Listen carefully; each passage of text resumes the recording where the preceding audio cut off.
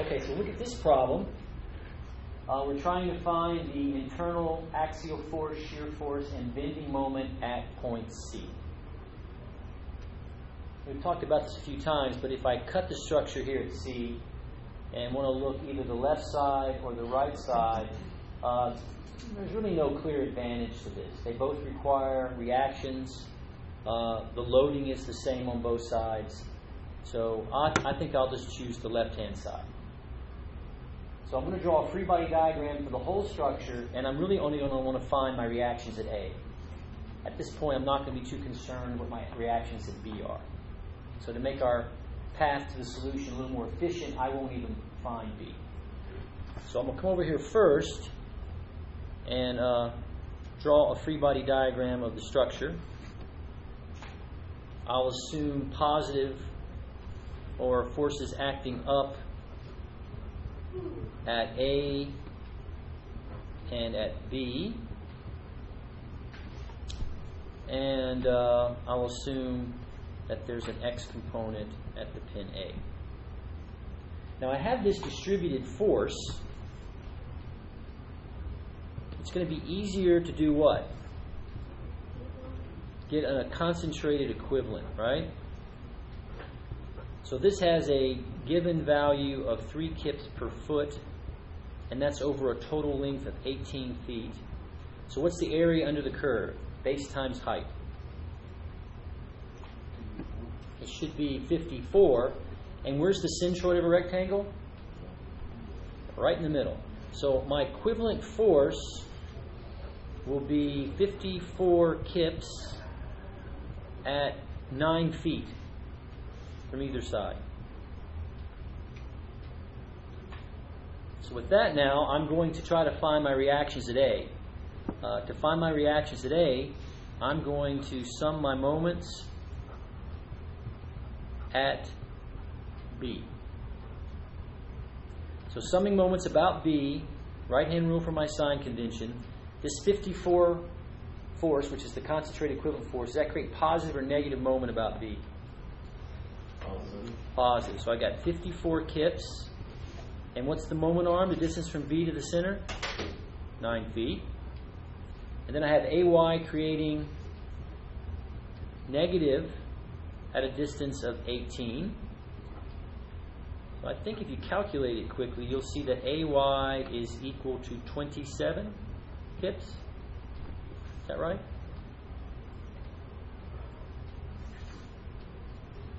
Yeah. Good. And then I'll I'll go ahead and sum my forces in the X direction, and all I have is AX. So, as you've probably already guessed, it's 0. So now I'll come back over here and draw my free body diagram for this section A to C. So I'll draw a little chunk of the beam. It's 6 feet long. I found AY was 27, and it was positive. So I'll write that there. There's my 27 kip force. I still have this uniformly distributed load. It's still 3 kips per foot. So what's the concentrated equivalent of that part of it? Well, again, it's a rectangle, so base times height, it should be what? 18, and it should also act in the center. And the center of that would be 3 feet and 3 feet. Everybody see that? So now I'm going to come along, and I'm now going to assume positive axial force, shear force, and bending moment at this cut face. So here's my positive axial force. Here's my positive shear force, and here's my positive bending moment. 3 equations, 3 unknowns. So you should be able to solve for it. So So like most of these problems, it's very convenient to start with the sum of the moments about this cut that you just made and make sure it's in equilibrium. And remember, the reason we do that is the axial force and the shear force pass through that section, create no moment. So all I'm left is the internal moment. Now with my sign convention, what kind of moment is this? Positive or negative? Positive. Positive.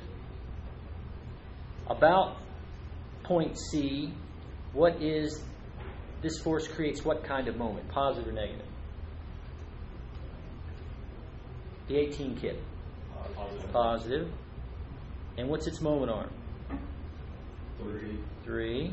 Oh, you guys are playing along. I like that. Great. What's the moment created by this reaction force? Positive or negative? Negative. And it has a moment arm of 6.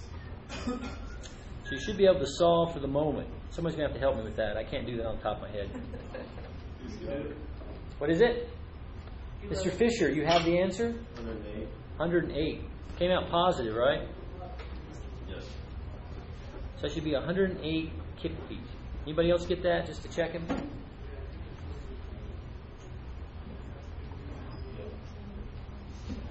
Did I get a confirmation? Yes?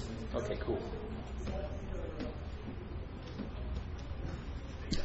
So now we'll sum forces in the y direction. Make sure that's in equilibrium. So this force here, is it up or down? Down, so I'll say it's negative. 18 is down. 27 is up. So it looks like the shear force is going to be 9. And it came out positive. So that says the shear force at C is 9 kips. The bending moment at C is 108. What's the axial force?